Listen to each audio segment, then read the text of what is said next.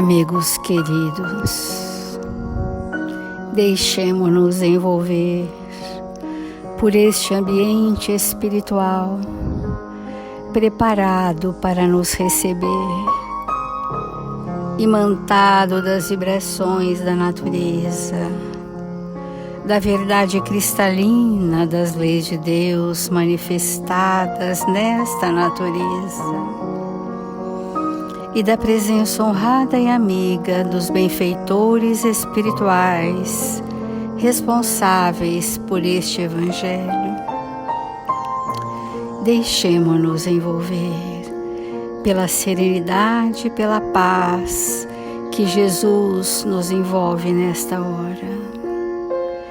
Deixemo-nos envolver pelos sagrados sentimentos da compaixão e da caridade, para com todos aqueles que ainda não aprendemos a amar, para que seja a nossa existência na Terra pautada no bem constante e que juntos possamos acender a chama viva da fé em nossos corações, para que a chama da fé nos conduza à caridade em todas as ações do nosso dia, da nossa vida, da nossa existência na Terra. Assim, amigos queridos, em nome de Jesus, nosso bom amado Mestre, iniciamos as reflexões do Evangelho desta manhã.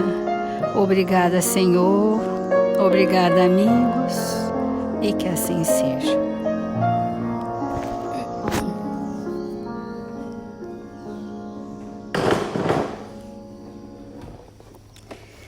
Do livro Boa Nova, o capítulo 15, Joana de Cusa.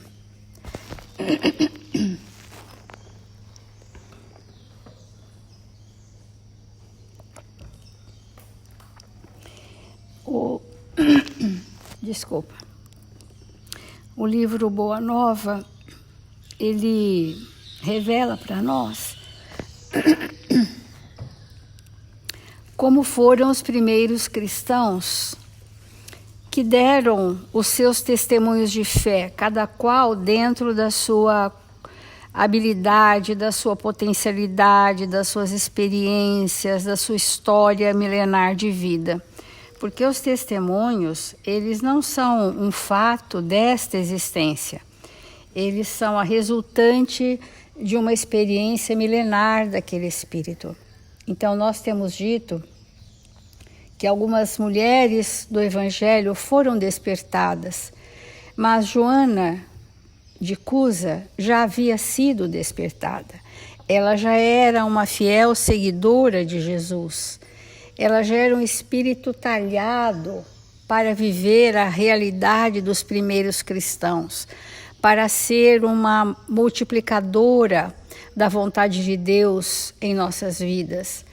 E esse compromisso que ela assumiu, e isso ela ainda não sabia, veio a saber com Jesus, que para seguir Jesus, ela precisaria estar com os seus, estar com o seu companheiro e depois estar com o seu filho, né? Posteriormente estar com o seu filho também. E quando Jesus disse a ela, se queres me seguir, sirva seu companheiro, ame-o como um filho. E então ela assumiu esse compromisso porque ela já tinha trazido no planejamento reencarnatório dela essa docilidade e submissão à vontade do Senhor em sua vida. Então essa aquisição, que nós chamaremos resignação, no sentido mais profundo da palavra, Joana de Cusa já havia construído, e ao longo desses 60 e tantos anos que ela viveu, ela se dedicou a ser fiel às leis divinas. E para ser fiel às leis divinas, ela havia se compromissado com Jesus no mundo espiritual a trazer Cusa. Porque ontem nós falamos e queríamos reforçar que quando nós temos uma extremada facilidade para perceber a dificuldade do outro. Mas Jesus tem nos ensinado a ver o espírito e não a personalidade, que traz uma série de características muito dissociadas da verdade. Então, quando Joana volta para Cusa, ela começa a envolvê-lo nos frutos da sua fé. Então, as suas obras, que são seus valores, os seus sentimentos virtuosos, né? Ela o imantou durante uma encarnação dos frutos da própria fé dela. E sem esperar no imediatismo que Cusa viesse a reagir de forma imediata aos desígnios de Jesus. Estão lembrados que ela disse para Jesus que queria impor a sua doutrina a ele, né? E Jesus disse que a verdade não se impõe, a verdade transforma. Já havia dito isso para Bartolomeu e confirma isso com Joana de Cusa, que a verdade transforma. Mas quanto nós temos que dar o tempo do outro, isso é muito importante, nós vencermos a ansiedade da transformação do outro e entendermos que se os frutos da minha fé forem verdadeiros, hão de alimentá-los por um tempo para o despertar no ritmo que é possível para o outro. Porque assim somos nós até hoje, Jesus nos aguarda o despertar, né? E o tempo todo ele jorra sobre nós o fluxo divino. E foi nesse momento, então, que os anos se passaram e então Cusa vem a desencarnar. E estavam numa situação de privação material absoluta, e Joana de Cusa passa o resto dos seus dias sendo funcionária das famílias das mulheres patrícias de sua época. Ela sendo uma dama da sociedade de Cafarnaum, porque a intendência de Antipas era o cargo mais alto que Cusa podia ter sido encarregado. Então, nesses anos em que ela viveu o cristianismo verdadeiro, ela foi se imbuindo de uma fé robusta e verdadeira, porque ela assistiu à crucificação de Jesus. Ela assistiu os primeiros cristãos serem martirizados no circo de Roma. Ela participou intensamente das reuniões que Maria, mãe de Jesus, no entardecer de todos os dias, se reunia com as mulheres do Evangelho para contar a elas os feitos do seu filho. Então Joana foi imantada por essa vibração tão superior que a espiritualizou de tal forma que ela passa por várias reencarnações seguidas, já na condição de servidora do Cristo. Então, no ano 68, quando as perseguições ao cristianismo iam intensas, vamos encontrar, num dos espetáculos sucessivos do circo, uma velha discípula do Senhor amarrada ao poste do martírio, ao lado de um homem novo que era seu filho. Ante o vozerio do povo, foram ordenadas as primeiras flagelações. A nossa situação, né, amigos? Não é daquele povo, daquelas pessoas. A nossa situação de se comprazer e fomentar a dor, o flagelo do outro, ainda permanece em nós. Auscultemos o nosso coração. E nós vamos perceber os ânimos acirrados quando nos contrariam. O desejo de que alguém seja exterminado quando nada sabemos fazer com aquele a nós confiados. Quanto nós às vezes queremos incendiar, fomentar com os nossos pensamentos torpes a discórdia. E às vezes temos o prazer de ver alguém sofrer por vingança. Isso ainda é da característica humana. E ali, naquele circo, nós, aqueles espíritos daquela época, estávamos ali instigando as forças dos soldados para assistir com prazer mórbido aquela flagelação. Olha que situação. Isso deveria nos causar muito entristecimento. Ante o vozerio do povo, foram ordenadas as primeiras flagelações. Abjura! Exclamou um executor das ordens imperiais, de olhar cruel e sombrio. A antiga discípula do Senhor contempla o céu sem uma palavra de negação ou de queixa. Que aqui a expressão máxima da aceitação da vontade de Deus em sua vida e a sintonia do pensamento de Joana no Cristo. Ali, o corpo era uma consequência secundária, não que não houvesse dor física. Mas, quando os primeiros cristãos foram jogados no circo de Roma para as feras, eles também entravam cantando e louvando a Deus, porque naquele momento o fluxo divino do amor de Deus e a presença ostensiva e amorosa do Cristo os fazia sentir-se plenificados, regozijados. Não que não tenham sofrido, mas a supremacia do amor superava a dor física do testemunho. Afinal, todos eles haviam visto Jesus puro, perfeito, ser crucificado. Então, o açoite vibra sobre o rapaz seminu, que exclama entre lágrimas: repudia Jesus, minha mãe. Não vês que nos perdemos? Abjura por mim que sou teu filho. Vamos nos colocar nessa situação, né, amigos? Nós imediatamente pensaríamos assim: eu vou abjurar, fazer de conta, eu vou resgatar meu filho e no meu coração vai Jesus.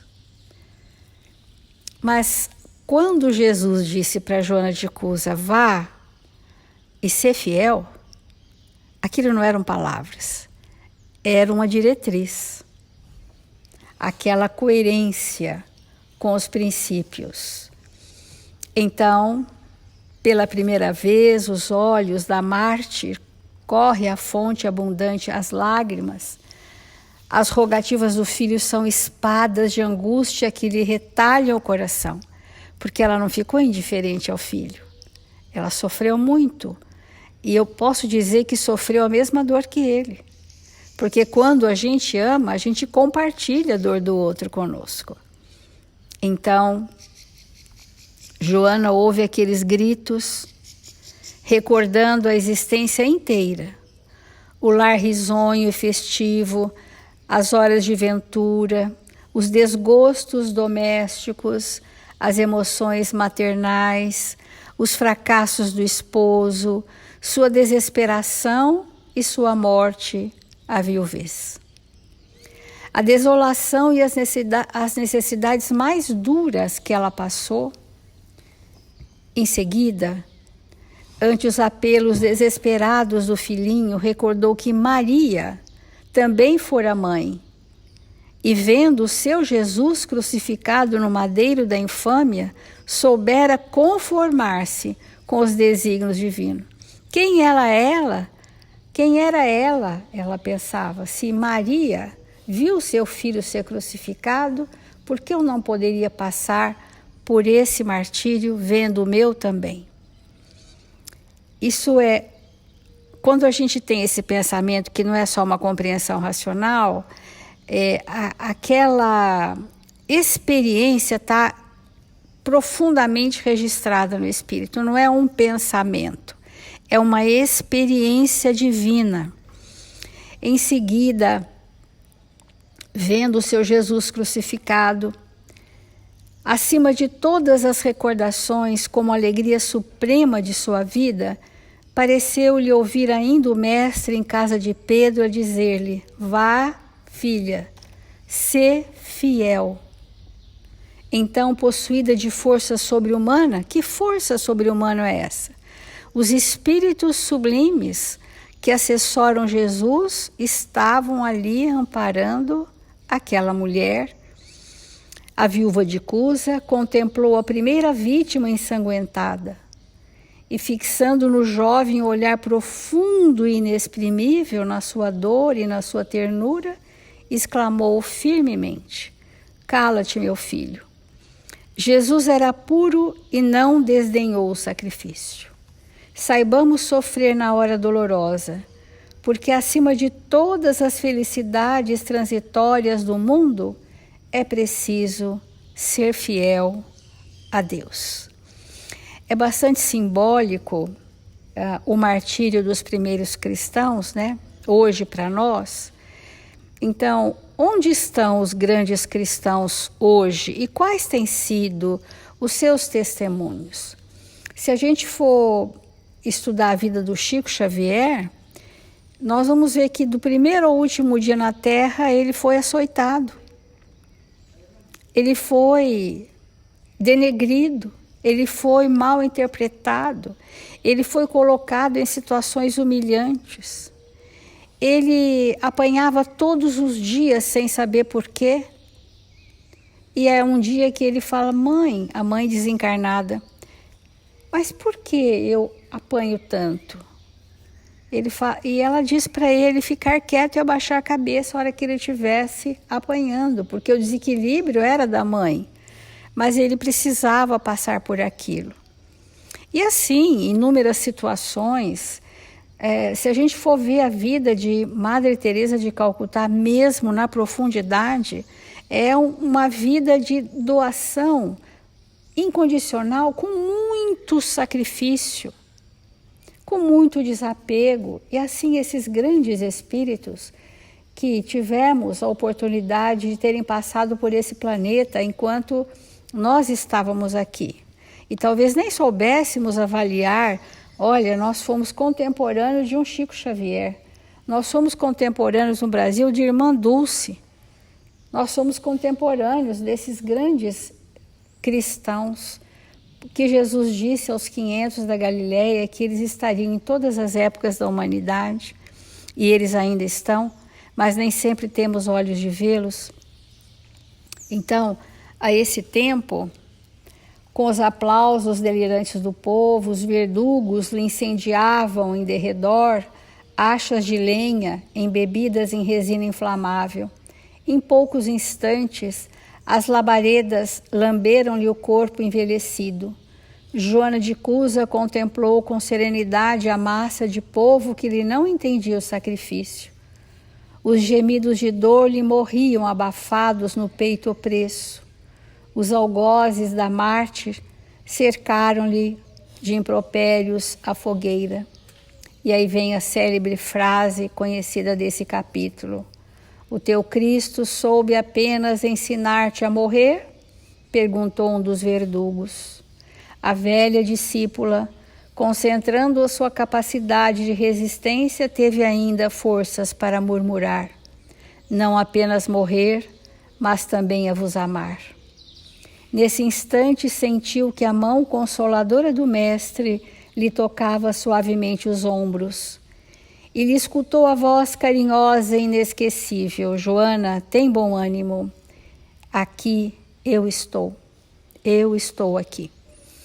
Então, óbvio que Joana, ela experimentava a imortalidade da alma, essa certeza inabalável. Ela experimentava as leis divinas agindo em seu favor. Ela experimentava o amparo do Cristo, ombreando com ela aquele momento. E aquele séquito de outros benfeitores espirituais, amenizando aquelas dores lancinantes que não eram senão justas e necessárias no processo evolutivo de cada um. Mas cada qual de nós temos a nossa via crucis. Não se chega à cristificação, diz Emmanuel, não se chega à cristificação sem passarmos pela crucificação. Ou seja, a via crucis individual nossa é um processo de etapas evolutivas como Jesus passou por etapas na Via Crucis, nós somos levados a participar dessas etapas minimamente em cada reencarnação, um item dessa estação martiriológica que nós precisamos ficar o tempo que for necessário para angariar a experiência.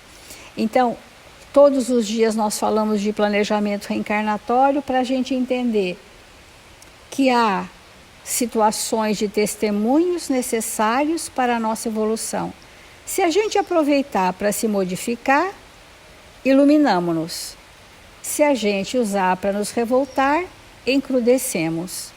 Então, que a gente possa sentir a presença dos benfeitores, como Joana de Cusa sentiu a presença de Jesus nos momentos delicados da sua vida.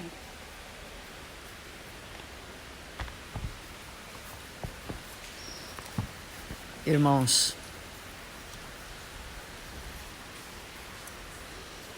esse texto da Joana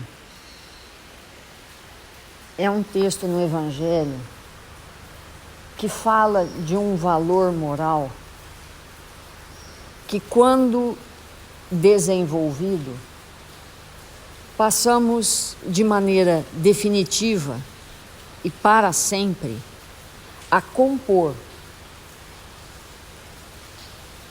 o pensamento de Jesus na Terra. Passamos a compor o grupo de espíritos que estão em nome dele para implantar nas consciências o reino de Deus. E esse valor é a fidelidade. Por isso que ele encerra a conversa com Joana dizendo: "Sê fiel". Entretanto, não existe fidelidade sem amor. A fidelidade é uma das formas mais sublimes da expressão do amor. Então, Jesus convida Joana a amar o seu marido. E obviamente que ele não estava dizendo de um amor piegas, de um amor que passa, mas de um amor eterno.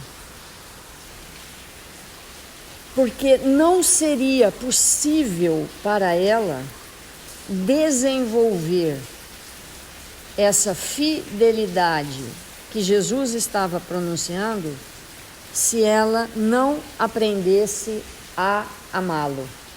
Porque não existe evangelho sem amor. Foi porque ela exercitou esse amor no seu lar com o seu marido, que era um espírito com extremadas dificuldades em todo nível e de toda sorte. Foi naquele exercício de amar todos os dias. E a gente, quando diz amor, a gente diz respeito, a gente diz entendimento. Nós falamos de compreensão, nós falamos de renúncia, de abnegação, de dedicação, de entrega. Isso é o amor. Nós não estamos aqui falando de um amor entre um homem e uma mulher. Nós estamos falando do amor entre espíritos. Era esse amor que Jesus estava sugerindo para ela. Porque naquela existência estava sendo possível o desenvolvimento desse valor máximo valor máximo, fidelidade. E quando o espírito se torna fiel aos seus princípios, tudo fica de menor valor. A raça, o sangue, a carne, a matéria, tudo ao redor de nós perde seu valor quando comparado àquilo que nós somos verdadeiramente fiéis. Então, esse texto, ele é mesmo para nós espetacular. Porque aonde quer que nós nos encontremos, é necessário que nós amemos profundamente, para que esse Evangelho de Jesus nos componha e nós sejamos capazes de desenvolver os nossos valores a partir desse amor. Porque muitas vezes, na casa espírita, nós impomos o quê?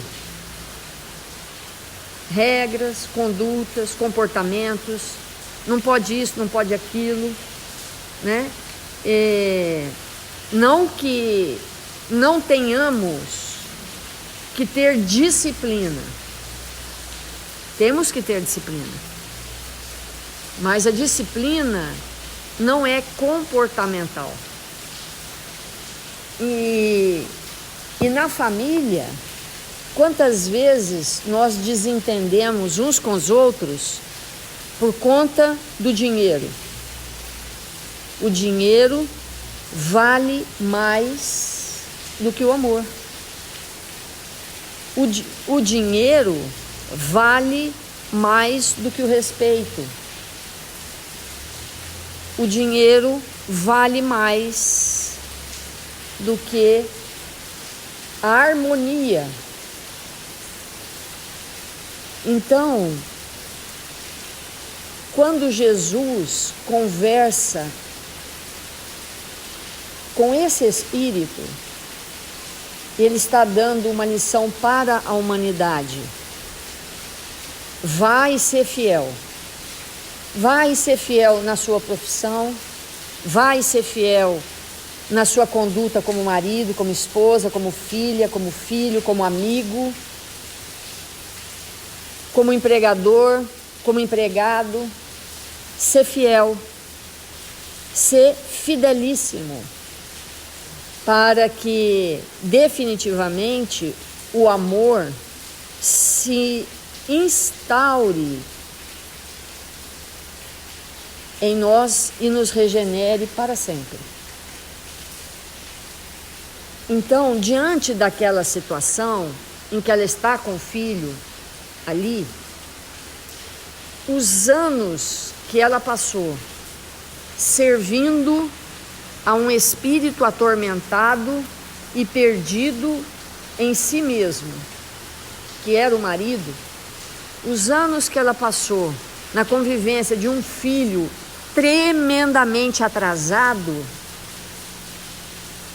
em todos os níveis, os anos que ela passou servindo nas casas de família, tendo sido uma patrícia, tendo sido alguém de uma posição da sociedade muito elevada, os anos que ela passou acompanhando os discípulos e os apóstolos nos momentos de maior dificuldade, porque para qualquer um de nós, ao presenciar a execução na nossa frente, vamos pensar alguém que a gente ama muito, que a gente considera que é para nós um ente queridíssimo, e vamos imaginar diante de uma cena em que aquele ser está sendo executado injustamente. O que isso nos causaria? Revolta, indignação, trauma? Nós ficaríamos traumatizados por muitas existências, nunca mais poderíamos ver uma poça de sangue ou uma veste ensanguentada, que aquilo nos tiraria da realidade, o que aconteceria conosco? Mas esse espírito passou por essas situações, viu com os próprios olhos execuções dos seus entes mais amados, inclusive de Jesus, porque ela estava presente. E isso não causou no seu espírito trauma. E isso causou no seu espírito a coragem de viver a mesma situação. Então, isso é a fortaleza do espírito. Porque quando a gente fala do Evangelho, quem são os espíritos mais evangelizados que nós conhecemos? Quem são? De verdade. Quando a gente fala assim, qual é o espírito mais evangelizado que eu conheço? Deve ser o espírito que mais ama, que mais compreende, que mais ampara, que mais apoia, que mais socorre, que mais testemunha. Esse é o espírito que a gente conhece, que é um espírito evangelizado, que põe na frente de tudo o amor, e não aquele que sabe as escrituras e fala número de página, e número disso, e número daquilo, e número do livro dos Espíritos, número do Evangelho, número da carta de Paulo. Não é isso que é o Evangelho, né? Não é isso, porque Joana de Cusa era um dos espíritos mais evangelizados, e tudo isso não existia na época dela. Então, não é isso, definitivamente. Daí a importância de nós compreendermos que naquele momento em que ela olha para o filho que está sendo sacrificado junto dela, mais forte do que aquela cena era a convicção na vida eterna, era a certeza absoluta da presença de Jesus na cena,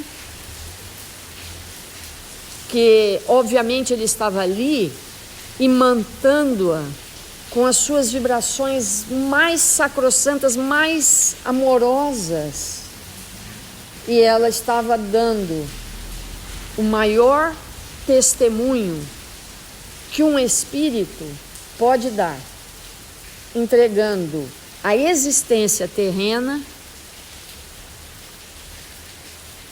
em prol de uma convicção da presença de Deus na nossa vida. Então, irmãos, sejamos fiéis à nossa família, aos nossos compromissos, a tudo aquilo que nos foi concedido como oportunidade extraordinária para seguirmos. Vamos fazer a nossa prece.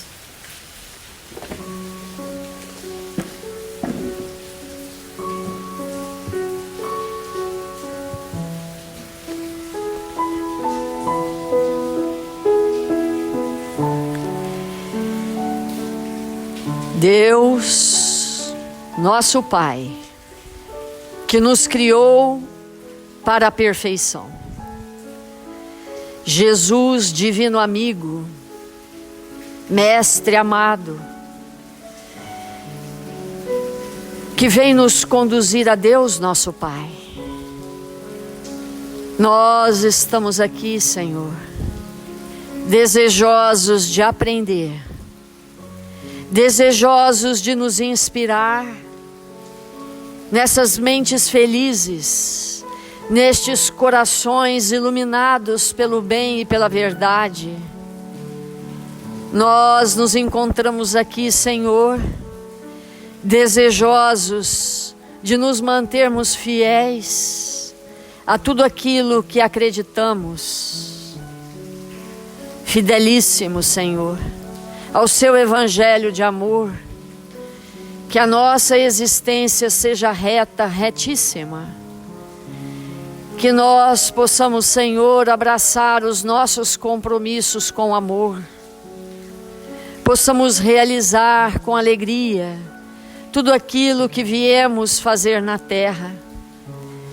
1000 vezes obrigado, Senhor, pela sua presença, pelo seu amor, pelo caminho luminoso que o Senhor construiu para nós, para que possamos, nesta existência ainda, Mestre, nos tornarmos fiéis seguidores do seu Evangelho na terra. Ampara, Mestre amado, nossos irmãos registrados nos cadernos de vibração da nossa casa, para que possamos, Senhor, nos entregar